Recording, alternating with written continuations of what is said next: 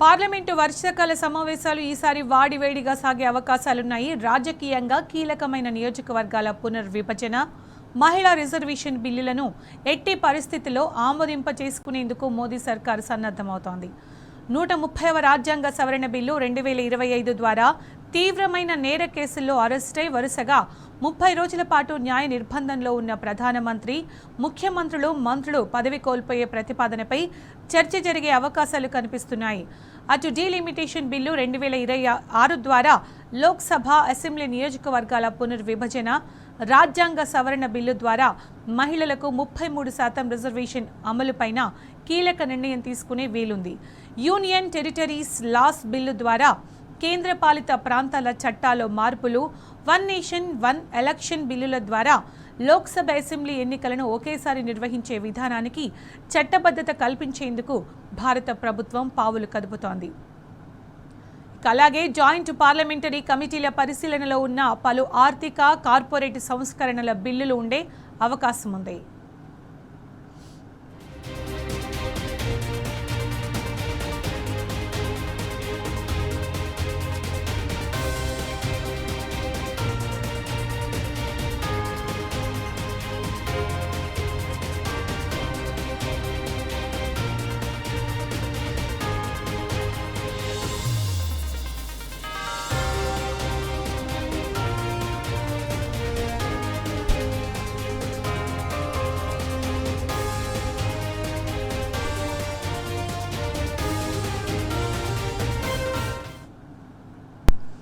అయితే లోక్సభ, రాజ్యసభలో ఈ బిల్లుల ఆమోదానికి అవసరమైన 2/3 మెజారిటీని సాధించేందుకు మోదీ షా ద్వయం వ్యూహాత్మక ఎత్తుగడలు వేస్తోంది.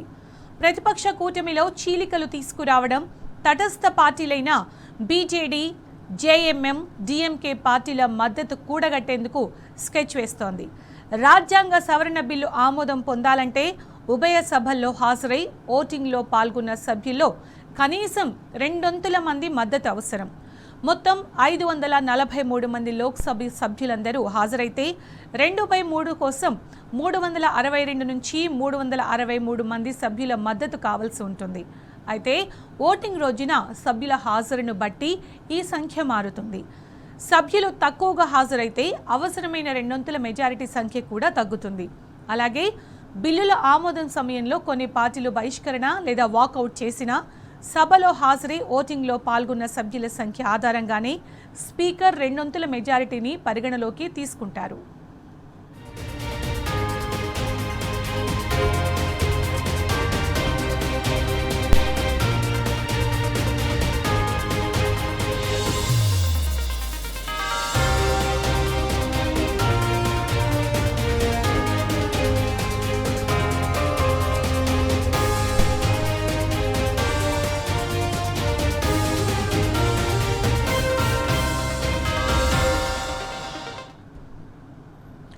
లోక్సభలో ప్రస్తుతం ఎన్డీఏ కూటమిలో 240 సీట్లతో బీజేపీ, తెలుగుదేశం పార్టీకి 16, జనతాదళ్ యూకి 12, శివసేన ఏక్నాథ్ షిండే పార్టీకి 7, లోక్సభ జనశక్తి రామ్ విలాస్ పార్టీకి 5, జనసేన పార్టీకి 2, సోనిలాల్ ఆప్నాదళ్ పార్టీకి 1, అసోం గణ పరిషత్ పార్టీకి 1, హిందుస్థానీ అవామ్ మోర్చా సెక్యులర్ పార్టీకి 1, నేషనలిస్ట్ కాంగ్రెస్ పార్టీ అజిత్ పవార్ వర్గానికి 1, సిక్కిం క్రాంతికారి మోర్చాకు 1, రాష్ట్రీయ లోక్ దళ్కు 2, కలిసి మొత్తం 289 మంది ఎంపీలు ఉన్నారు.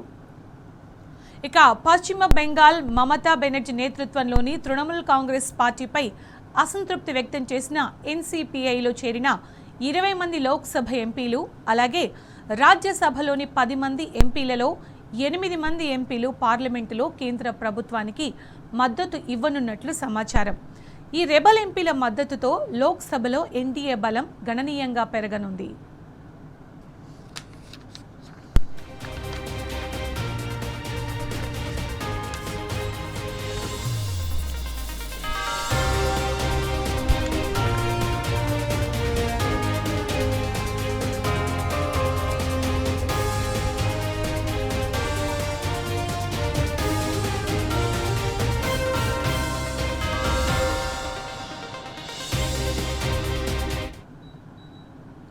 అంతేకాకుండా శివసేన ఎన్సీపీలను మరింతగా చీల్చే ప్రయత్నాలు చేస్తూ మహారాష్ట్రలో ప్రతిపక్ష ఇండియా కూటమిని బలహీనపరిచేందుకు బీజేపీ వ్యూహాత్మక అడుగులు వేస్తోంది.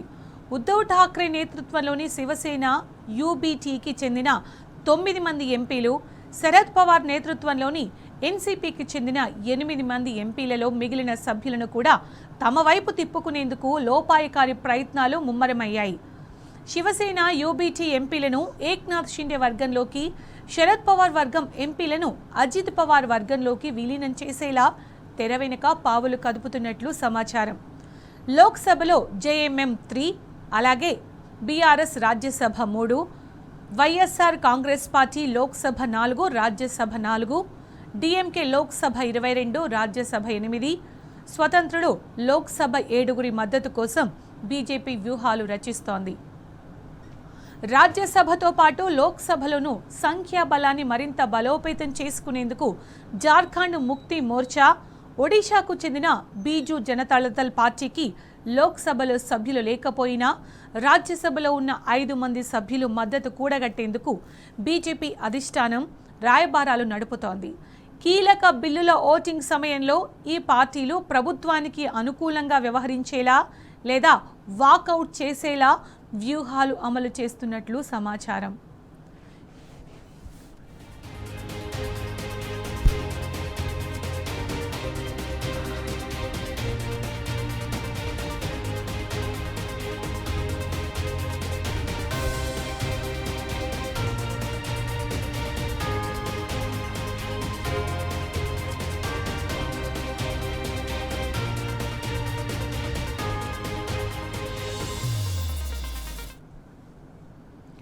అలాగే 7 స్వతంత్ర ఎంపీలు, రెబల్ తృణమూల్ కాంగ్రెస్లోని 20 మంది ఎంపీల మద్దతు ఎన్డీఏకు ఖచ్చితంగా లభించే అవకాశం ఉంది.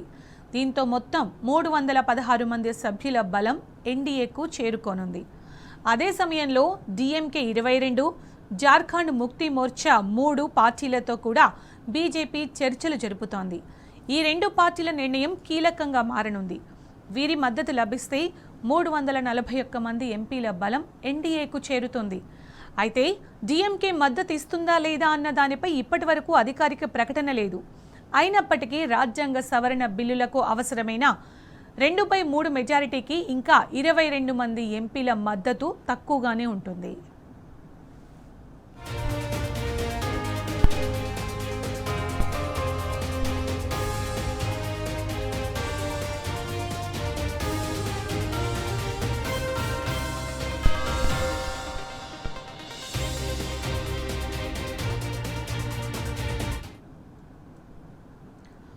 ఐదు 543 మంది ఎంపీల్లో అందరూ సభకు హాజరై ఓటేస్తే 2/3 మెజారిటీ అంటే 362 మంది సభ్యుల మద్దతు కావాల్సి ఉంటుంది. అందుకే ఎన్డీఏ కూటమి గట్టెక్కడం అత్యంత కష్టంగానే కనిపిస్తోంది. ఎన్డీఏ ప్లస్ స్వతంత్రులు ప్లస్ రెబల్ టీఎంసీ కలుపుకొని 316 మంది సభ్యులు ఉంటారు. డీఎంకే, జేఎంఎం కూడా మద్దతు ఇస్తే ఆ సంఖ్య 341కి చేరుతుంది. తటస్థంగా ఉన్న 12 మంది సభ్యుల మద్దతు కూడా లభిస్తే మొత్తం బలం 353కు చేరుతుంది. అంటే 353 వరకు వచ్చినా 362 మార్కుకు ఇంకా 9 మంది సభ్యుల మద్దతు తక్కువగానే ఉంటుంది. అయితే 353 మార్కు చేరుకోవడమే రాజకీయంగా అత్యంత కష్టమైన లక్ష్యంగా కనిపిస్తోంది. కాకపోతే బిల్లు ఓటింగ్ సమయంలో వ్యతిరేక కూటమి లేదా తటస్థ పార్టీలో కొందరు సభ్యులు గైర్హాజరైనా లేదా ఓటింగ్కు దూరంగా ఉన్నా 2/3 మెజారిటీ సాధ్యమవుతుంది. ఎందుకంటే 2/3 లెక్క సాధారణంగా బిల్లు ఆమోదం సమయంలో హాజరై ఓటు వేసిన సభ్యుల ఆధారంగా ఉంటుంది. ఎన్డీఏకు 353 ఓట్లు ఖాయమని అనుకుంటే మొత్తం ఓటింగ్లో పాల్గొన్న సభ్యులు 529 లేదా అంతకంటే తక్కువగా ఉంటే 2/3 మెజారిటీ సాధ్యమవుతుంది. అంటే కనీసం 14 మంది ఎంపీలు గైర్హాజరు కావడం లేదా ఓటింగ్కు దూరంగా ఉండడం అవసరం.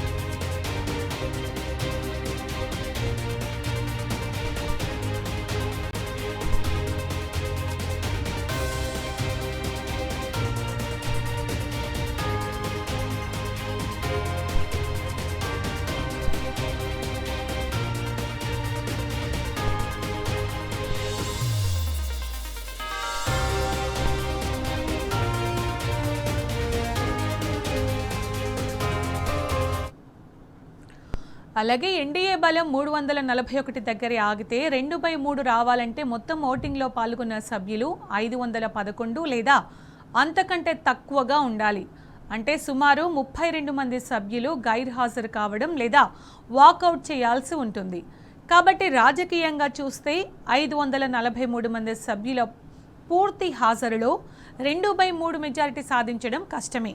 అయితే ఓటింగ్ రోజు వ్యతిరేక కూటమి లేదా తటస్థ పార్టీల సభ్యులు గైర్హాజరు కావడం, వాకౌట్ చేయడం వంటి పరిస్థితులు ఏర్పడితే ఎన్డీఏకు 2/3 మెజారిటీ సాధించే అవకాశం ఉంటుంది. మొత్తానికి బిల్లు ఆమోదం సమయంలో అందరు సభ్యులు సభకు హాజరు కాకపోతే ఎన్డీఏకు 2/3 మెజారిటీ సాధించే అవకాశాలు పెరుగుతాయి. ఇదే దిశగా బీజేపీ వ్యూహాలు అమలు చేస్తున్నట్లు రాజకీయ వర్గాల్లో చర్చ జోరుగా జరుగుతోంది.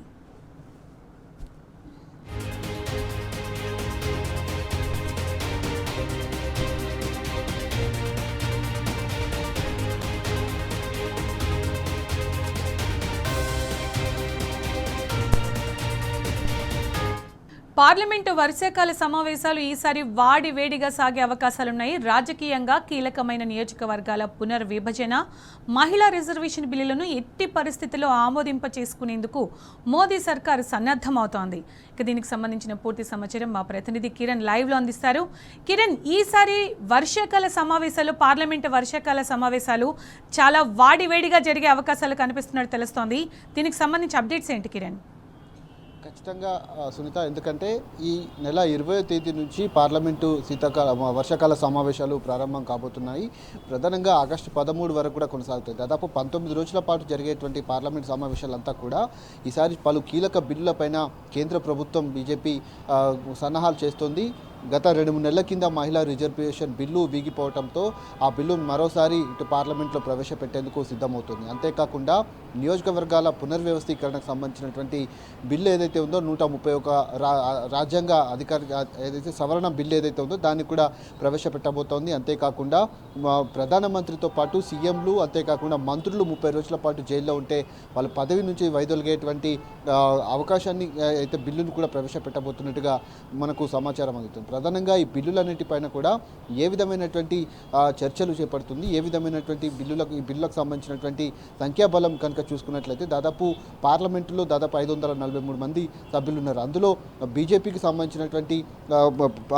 సంబంధించినటువంటి ఎంపీలు 240 మంది కాగా అందులో తమ ఎన్డీఏకు మిత్రపక్షమైనటువంటి కొన్ని సంఘాలు కూడా దీంట్లో, కొన్ని పార్టీలు కూడా ఇందులో ఉన్నాయి. అందుకు ప్రధానంగా ఈ బిల్లులకు సంబంధించినటువంటి అంశాల్లో కూడా చాలా వరకు మహిళా రిజర్వేషన్ సంబంధించినటువంటి 33% రిజర్వేషన్ కావచ్చు, ఇక అంతేకాకుండా డీలిమిటేషన్ బిల్లు కావచ్చు, ఇటు ప్రధానమంత్రి, సీఎంతో పాటు మంత్రులు 30 రోజులు జైల్లో ఉంటే పదవి తొలగేటువంటి బిల్లుతో పాటు ఇంకా మరికొన్ని బిల్లులకు కూడా జమిలీ ఎన్నికల బిల్లులు కూడా ప్రవేశపెట్టేటువంటి అవకాశాలతో మనకు కనిపిస్తున్నాయి. ఇటు సంఖ్యాబలం కనుక చూసుకున్నట్లయితే దాదాపు 543 మంది సభ్యులకు గాను ఇటు బీజేపీకి సంబంధించి దాదాపు 362 నుంచి 360 మంది సభ్యులు ఈ బిల్లులు నెగ్గాలంటే ఖచ్చితంగా 2/3 మెజార్టీ కావాల్సి ఉంటుంది. అందులో భాగంగా సభ్యులు తక్కువగా ఉంటే మాత్రం హాజరైతే 200 సంఖ్య కూడా పూర్తిగా వీళ్ళు తగ్గేటువంటి అవకాశాలు అయితే కనిపిస్తున్నాయి. ప్రస్తుతం ఎన్డీఏకు 240 సభ్యులు ఉన్నారు. టీడీపీకి 16, జనతాదళ్ యూకి 12, శివసేన ఏక్నాథ్ షిండే పార్టీకి 7, లోక్ జనశక్తి రామ్విలాస్ పార్టీకి 5, జనసేన పార్టీకి 2, సోనేలాల్ అప్నాదల్ పార్టీకి 1, అస్సాం గణశక్తి పార్టీకి 1, హిందుస్థానీ అవామ్ మోర్చాకు సెక్యులర్ పార్టీకి 1, ఇట్లా దాదాపు 289 మంది ఎంపీల సంఖ్యాబలం ఉంది. అటు ఎన్సీపీఐలో చేరినటువంటి 30 మందిలో 8 మంది ఎన్డీఏకు మద్దతు ఇస్తున్నారు. ఇక ఇండియా కూటమికి బలహీనపరిచేందుకు కూడా బీజేపీ చాలా వ్యూహాత్మకంగా ముందుకు వెళ్తుంది. బిల్లులన్నింటినీ కూడా నెగ్గించుకునేందుకు చాలా విష ప్రయత్నాలు కూడా చేస్తున్నట్టుగా మనకైతే సమాచారం. ఎందుకంటే మహిళా రిజర్వేషన్ బిల్ అనేది 2/3 మెజార్టీ లేకపోవడంతో ఆ బిల్లు వీగిపోయింది. ఈ నేపథ్యంలోనే పూర్తిగా ఆ మిత్రపక్షంతో పాటు కొంత కలిసి వచ్చేటువంటి ఇండియా కూటమిలో కలిసి వచ్చేటువంటి భాగస్వాములు ఎవరైతే ఉంటారో ఆ ఎంపీలను కూడా తమ పార్టీలో చేర్చుకునేందుకు, ఎందుకంటే టీఎంసీ ఎంపీలు కూడా దాదాపు 8 మంది టచ్లో ఉన్నట్టుగా తెలుస్తుంది. ఏక్నాథ్ షిండేతో ఉన్నటువంటి వర్గం కావచ్చు, శివసేన వర్గంతో ఉన్నటువంటి కొంతమంది ఎంపీలు కూడా బీజేపీకి టచ్లో ఉన్నటువంటి నేపథ్యంలో వాటిని కూడా చేర్చుకుంటే మాత్రం ఖచ్చితంగా ఈ కొంత బిల్లులు నెగ్గేటువంటి అవకాశం అయితే ఉంటుంది. కానీ సంఖ్యాబలం పూర్తి స్థాయిలో లేకపోవడమే ఇందుకు ప్రధాన కారణంగా తెలుస్తుంది. అసలు వీటిపైన ఏ విధమైనటువంటి వ్యూహాలతో బీజేపీ ముందుకు వెళ్తుందని మాత్రం మనం వేచి చూడాలి. Right Kiran, thanks for the updates.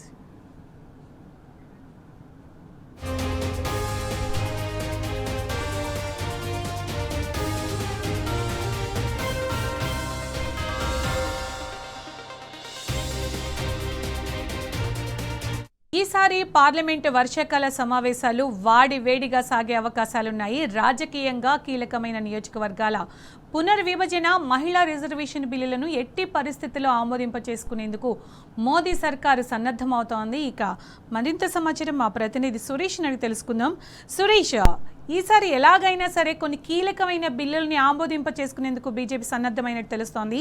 సరైన సంఖ్యాబలం లేకపోయినప్పటికీ, అంటే మెజారిటీ ఖచ్చితంగా 2/3 ఉండాలి, అంత కనిపించట్లేదు. అయినా కూడా ఏదో ఒక విధంగా ఖచ్చితంగా వాళ్ళకు అనుకూలంగా మార్చుకొని బిల్లులు ఏవైతే ఉన్నాయో అవి పాస్ అయ్యేలా చూడాలని బీజేపీ చాలా పట్టుదలగా ఉన్నట్టు తెలుస్తోంది కదా. అప్డేట్స్ ఏంటి సురేష్? మొత్తంగా పార్లమెంటు వర్షాకాల సమావేశాలు 21 నుంచి ప్రారంభమయ్యేటువంటి అవకాశం ఉంది.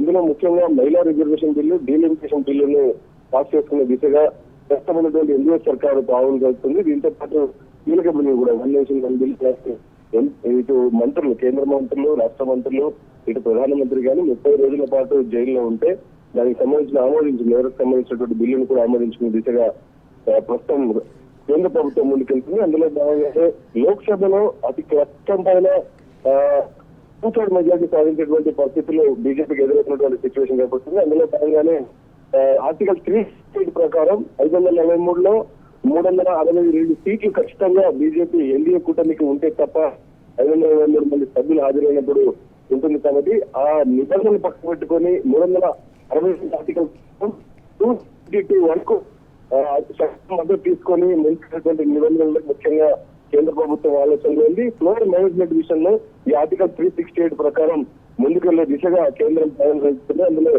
భాగంగానే ఎన్డీఏ కూటమిలో ఉన్నటువంటి బీజేపీ 240 సీట్లు, తెలుగుదేశం, జనతాదళ్, శివసేన, ఎన్డీఏ కూటమి భాగస్వాములతో పాటు టీఎంసీ తిరుగుబాటు ఎంపీలు దీంతో మద్దతు ఇచ్చే దిశగా ప్రస్తుతం ఎన్సీపీ, దీంతో పాటు శివసేన అయినటువంటి ఎంపీలను కూడా తీసే దిశగా కేంద్ర ప్రభుత్వం పావులు కడుతుంది. మరోవైపు తమిళనాడులో ఓడిపోయినటువంటి డిఎంకే పార్టీ మద్దతు తీసుకున్నటువంటి ప్రయత్నాలు జరుగుతుంది. ఇటు బీజేపీకి లోక్సభలో ప్రాతినిధ్యం లేకపోతే రాజ్యసభలో ఉండడం కారణంగా వారితో కూడా చర్చలు చేస్తున్నటువంటి సిచ్యువేషన్. లోక్సభలో మాత్రం 2/3 మెజారిటీ సాధించే విషయంలో మాత్రం ఖచ్చితంగా బీజేపీకి చాలా చిక్కున్నటువంటి సిచ్యువేషన్. ఎందుకంటే ఎన్డీఏ కూటమి కావాలి, ఇటు ఇండియా కూటమిలో కాంగ్రెస్ పార్టీ, దాంతోపాటు సమాజ్వాదీ పార్టీ, మిగిలిన పార్టీలు మాత్రం దాదాపుగా 240 సీట్ల వరకు ఉన్నటువంటి సిచ్యువేషన్. దీని కారణంగా 2/3 సాధించే విషయంలో చాలా ఇబ్బందికరంగా ఉన్న పరిస్థితి వాతావరణం.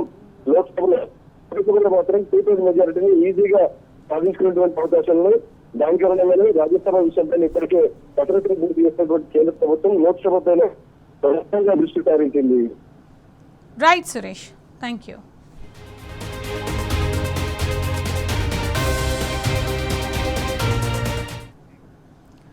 మొత్తంగా రాబోయే వర్షాకాల పార్లమెంటు సమావేశాల్లో 2/3 మెజారిటీ సాధించేందుకు మోదీ, అమిత్ షా ఎలాంటి రాజకీయ వ్యూహాలు అమలు చేయబోతున్నారో ఆసక్తికరంగా మారింది.